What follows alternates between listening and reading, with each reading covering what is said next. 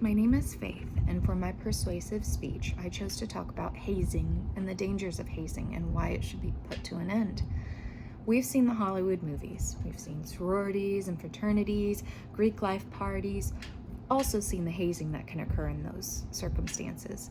But did you know that hazing can happen in multiple different places? It can happen in middle school, high school, art clubs, social clubs, athletic clubs, and even in the workplace. It can happen anywhere. Upon my research, you can see that there are many different places that hazing can occur, but the top two main ones were sororities and fraternities, and then the top one was varsity athletics. In this speech, I will be informing you of the dangers of hazing and how it should be put to an end and why. Hazing usually consists of degrading, humiliating, and sometimes evil tasks someone must complete before they are officially accepted into a new group. Sometimes these people that want to be accepted into this group feel a longing and a wanting to belong to something that they'll put up with these tasks, and they'll put up with the hazing. Hazing has been around since the beginning of time, and there are even reports of it since the beginning of ancient Greece. So while we associate hazing with Greek life, the top-rated group that experienced hazing was athletic clubs, especially varsity athletic clubs. According to a poll prompted by CNN, almost half of the students that responded said that they, in some form, were exposed to hazing or part of it in their varsity athletic career. I can attest to this. I used to be a varsity volleyball player, and when I switched schools, I wanted to be part of their varsity volleyball team as well. Tryouts went well, but I was approached by a group of varsity volleyball girls, and they told me before I was officially allowed to be a part of the group, I had to do a task. My task was to go up to the unattractive male student in our class, go up to him and say, "No girl will ever date you." Even at that young age, I knew that was wrong. I refused to do it, and I refused to be a part of the varsity volleyball team at that point. In hindsight, I should have gone up to a teacher, my parents, or told them what was happening, but I was too scared of what others might think of me. So I was a part and exposed to hazing at an early age. While athletics ranked number one for hazing, fraternities and sororities ranked a close second for the amount of hazing that was reported. When new members join a fraternity or sorority, they can be initiated into a hazing that is commonly called Hell Week. Similar to the hazing of varsity sports, hazing in Greek life can be humiliating, degrading others, and they must do horrible tasks too. While I was researching Greek life, I discovered some horrible tasks that pledge members were forced to do. Some include not being able to sleep, using the restroom outside, not being able to eat or being forced to eat certain things, massive alcohol consumption, sometimes forcibly, drug use, and so many terrible things that I found. When we think of hazing, we think of extreme alcohol consumption when it comes to Greek life, but there were multiple reports of hazing deaths of students that had no alcohol involved or drug use. On December 8th of 2013, Mary Dang received a call that every mother is her worst nightmare. Her son, Michael Dang, was found dead. Michael Dang was part of the Phi Delta Psi membership and wanted to be a part of their fraternity.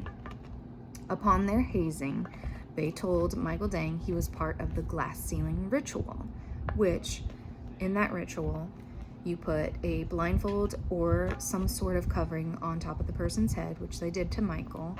They strapped a 30-pound weighted backpack onto his back, and during that time, he had to make his way physically through a line of fraternity members through physical force while they were beating him. During that time, they beat him so hard that he fell to the ground and became unconscious. The fraternity members started to panic. They knew they did something wrong and he was not responsive. So they waited a few hours and then got medical help. Medical personnel said that Michael would have been saved if they would have responded faster to the incident and to Michael being unconscious, but he died from physical assault, and no alcohol was involved. North Carolina State University states that hazing, there is at least one hazing-related death on a college campus each year. 82% of those deaths involve alcohol. There is at least one death of hazing in a school that happens every year. There was a huge list that I had to go through, so I could only choose a few students, but it was sad seeing their faces. Here we have Kristen High and Kenneth Saffer. They died in a sorority hazing ritual. They were blindfolded and told to walk backwards into an ocean, even though Kristen could not swim. They were hit by a wave and drowned. Here we have Lofton Hazelwood. He died from large amounts of alcohol consumption during a frat hazing. And here we have Gracie Dimmitt. She died during a hazing ritual where she was trying to drift her car at a high speed, but in the end, her car fishtailed and she crashed. So what can we do to stop these horrors of hazing? I chose to talk about this because the audience that I'm talking to are young college career students. Valencia does not have sororities or fraternities, but there are over 100 sororities and fraternities in Florida alone. At some point, you may be invited to one of the parties, which I have been before, and I've seen firsthand what goes on at those parties and what that mentality is like. Also, you may go on to your college career and end up somewhere at a fraternity or sorority. I want you to be aware of what goes on in these instances.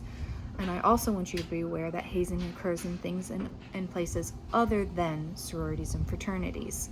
It's important to notice these hazings. It's important to speak up.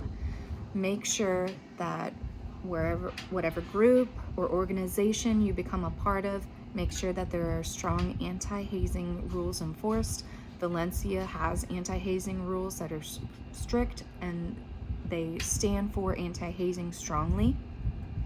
Make sure that you speak up, you say something if there's something that you know, this is not just a joke, this is not just messing around, this is hazing. Some people might be scared to speak up, so always speak up or get someone involved that can help the situation. So unfortunately, that these happen a lot of times in Greek life and college sports. Those are the highest rated places that it occurs. We know hazing can happen anywhere. We should never let anyone get away with the horrors of hazing, and it's our responsibility to stand up against egregious evils and make an ending to hazing everywhere.